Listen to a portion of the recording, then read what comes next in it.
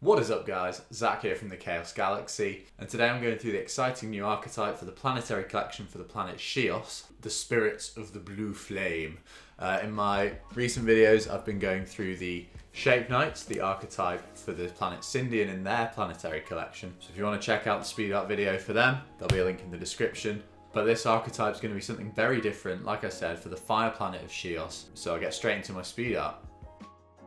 So the blue flame spirits are going to be creatures which emerge from like ancient relics. What better way to start out a spiritual relic collection than with a lamp and a sort of genie type character. So I started all these creatures by drawing the relic first and then having the spirit coming out of them into the foreground and drawing the basic shapes of the body and then the flames coming off that.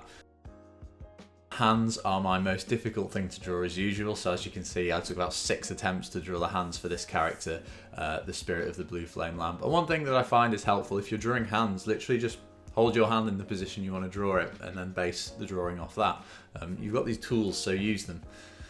I wanted his arms to be like detached from his body, so it looks like fire sort of floating through the air, which I think is cool. And then once I've done the pencil drawing, I again go over it in pen, made sure all the flames were nice and defined, and then erased the pen from behind. I gave some sort of markings on the character's mask and the lamp as well. I wanted these to be quite basic, so the relics looked ancient. I didn't want them to look like high-tech and with lots of colours, just like a sort of plain, unassuming gold lamp, and then this blue spirit pops out of it. Getting onto the colour now, this was pretty difficult because drawing flames, obviously, there's a lot of like fluid colour and blending that goes into them. And I didn't want it just to be like standard red flames. I've done a lot of creatures like that. So I thought a blue flame would be something really cool to have a go at. And the way I draw this is I'll put like a base like light colour underneath the area I'm blending, so like a light blue. Then I'll go over the darkest areas in the darkest blue on top of that, and then reapply light blue over that to blend the colours into each other. And I think it works quite well, especially with lots of little areas. If you're blending like a big area, it's quite hard to make it look good, but I think it worked out on the Blue Flame Spirit, and here you can see the final product.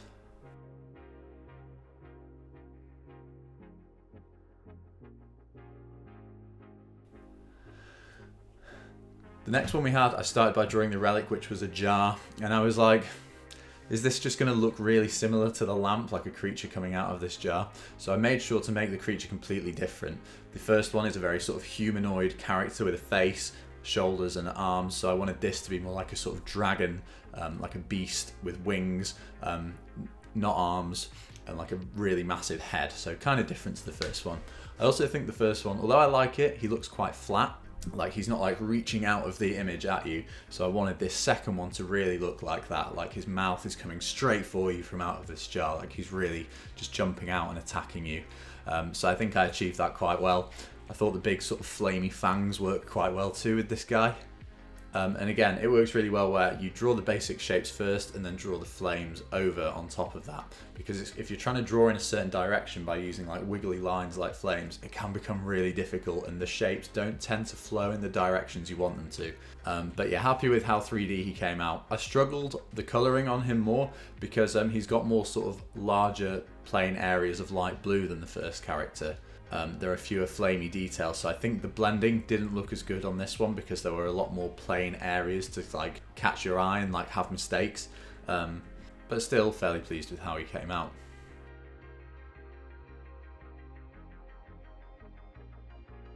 The next card I'm going to be drawing their support card, like the blue flame itself, which is their life force. Before I show you that though, just a quick drawing that I'd done in my notebook for a friend's screenplay, some concept art for a mask. If you fancy looking at that. But this blue flame itself actually was part of another archetype. You can sort of see the arm of one of the characters, but I didn't really like that archetype so much. You might see it in set 6, you might not, but anyway, I altered this flame, put some of the relics around it, like the jar, the lamp, and then decided to just go over it in pen and keep the design as it was and see it as part of this new archetype. But I have already thought of a strategy for this archetype, the way they work, and they'll work around the cards like this blue flame is like their life force, that gives them extra lives, keeps them alive or whatever. I'm not going to reveal too much because you'll see that all in the next video.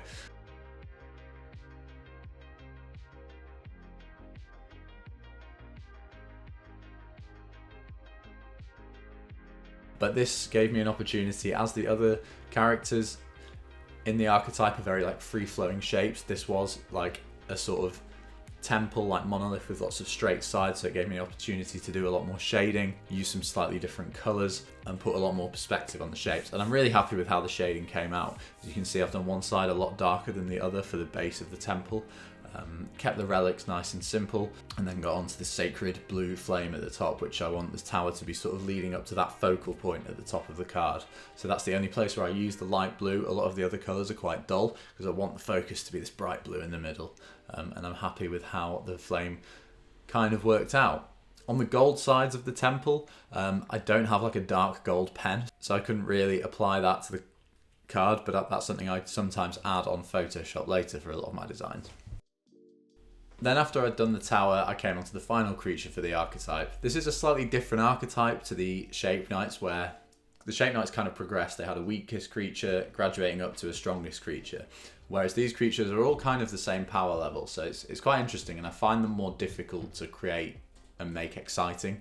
But again, doing what I can to try and make them different from each other, because I know the color palettes and the design style is very similar.